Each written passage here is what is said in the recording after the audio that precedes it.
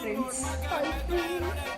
ಮುಂದಕ್ಕೆ ಇವತ್ತು ನಾವು ಬಾಡಿ ಕ್ರಾಫ್ಟಿಗೆ ಬಂದಿದ್ದೀವಿ. ನನಗೇನು ಮಾಡೋದು ಕೇಳಿಸಲ್ಲ, ನಾನು ಏನು ಮಾಡಲ್ಲ. ಅವರು I as regarding what spa she is 2070. So ನನಗೇನು ಇಂಟ್ರೆಸ್ಟ್ ಇಲ್ಲ ಮಾಡೋಕ್ಕೆ, ಬಿಕಾಸ್ ಆಚೆ 650 ಮಾಡ್ತಾ ಇದ್ದಾರೆ. ಅದು ನನ್ನ ಜೊತೆ ಕಮ್ಮಿ ಕೊಡೋಕೆ ಬಂದಿದ್ದಾರೆ.